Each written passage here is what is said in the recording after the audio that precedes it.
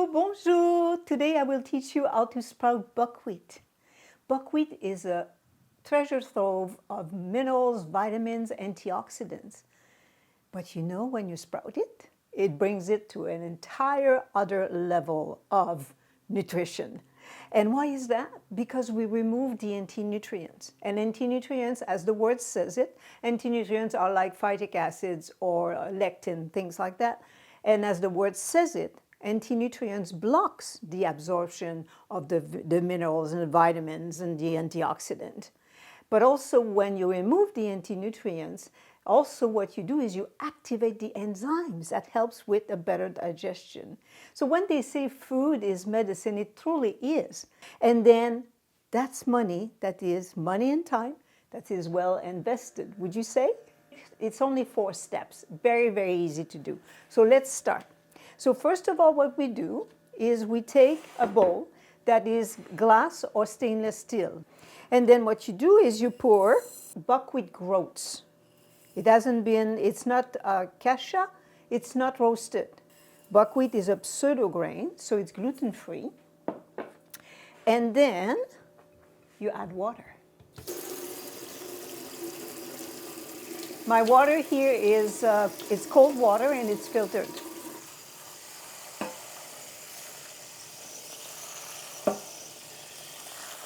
It's better to use filtered water. If you can, it's always better. Then you just, move them around a little bit. We'll give it a rinse. Because after that, it will soak in water. So it's better if the water is clean, right? So give it a rinse. Go. I'll just push this down like this. There we are. Actually, I'll take a spatula here for the next one. Then just rinse it a bit more. And that will go back into our bowl. Like this. Excellent. And we add water. So you do 1 part of the buckwheat, 2 parts of water. And it will soak only for 30 minutes, max an hour. Otherwise, it becomes very gooey. So just 30 minutes to an hour max. So we leave it to soak. Okay, so after half an hour, you pour it back into your strainer here. I'll use a spatula to take everything out. There we go. And you give it another rinse. And until the water runs clear. So you rinse it well. Rinse it well like this. And put it back into your bowl like this so it catches the water. And then you cover it with a rag like this. Or I'll show you what I did. As you know, I used to have a cafe, so we had bigger strainer. And I used a cloth here simply because it keeps the grains out of the dark, and it helps also to keep the moisture for the sprouting. It's easier that way. And now I will show you, look at this. I'll do a close-up, how sprouted they are. So this is after 48 hours. They've been rinsed and rinsed twice a day for 48 hours, so 2 days. Rinse twice a day. And then what you do is,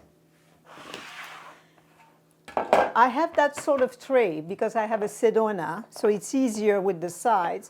The buckwheat won't fall off. But you know what I'll do is I'll show you on another tray because you might not have that at home. So I'm doing it in a dehydrator. So I'm using a tray and I'm using a 𝗙𝗏𝗏 because obviously the buckwheat will go through all the little cracks here. You could also do it in your oven. It might not be raw because the temperature has to be less than 118, so between 115 and 118. But then in your oven, you might not be able to go as low, but do your best. You take a cookie sheet, you put a parchment paper, and then you do just what I'm about to teach you here. So we'll take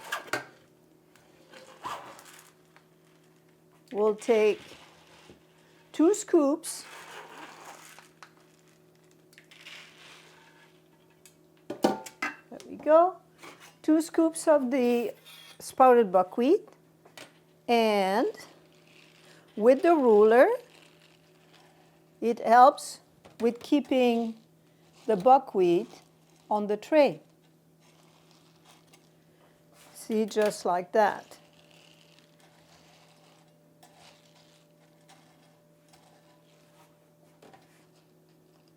There you go. So as simple as that. And then you put your tray in the dehydrator or in your oven. So I'll put it in here. And I'll show you what the finished product is. But you can also see that I have here a 𝗏𝗵. It's an air fryer. You can also, with trays, so there is a dehydrating function, and you can dehydrate also in a 𝗏𝗵. And it goes down to the temperature that you need. It's no problem at all. Okay, and then once it's all done, you have it here. So it's, you can see, I'll do a close-up so you can see all the little sprouts. Let me just see, I'll take this out of my phone because it's easier. Oven, you might not be able to go as low, but do your best. You take a cookie sheet, you put a parchment paper, and then you do just what I'm about to teach you here. So we'll take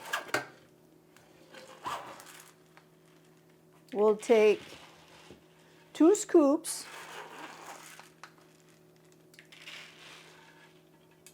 there we go, 2 scoops of the sprouted buckwheat, and with the ruler, it helps with keeping the buckwheat on the tray. See, just like that.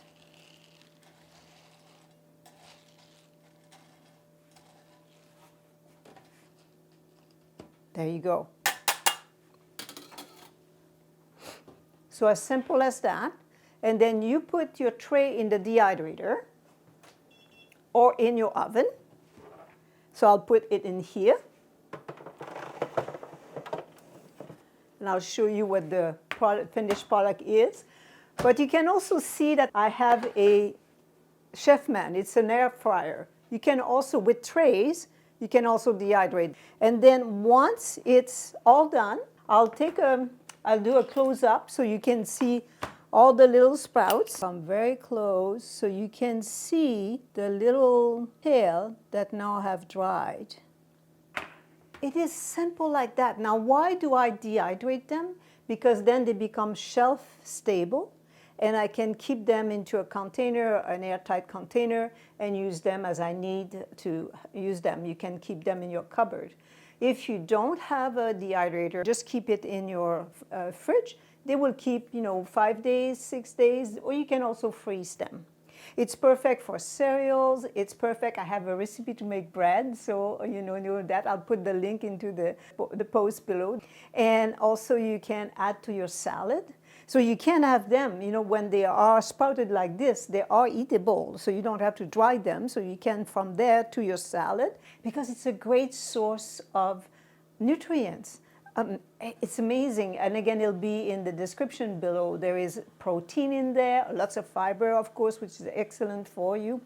And as well, the buckwheat is excellent for your heart health. It's gluten-free. It's a low glycemic index. It's medium, low to medium. So for type 2 diabetes, it's a safe food to have. It's excellent for weight management, for overall vitality, and for cellular health. So really, when you eat this way, you eat for your health. Food is medicine, and that's one proof of it. Enjoy!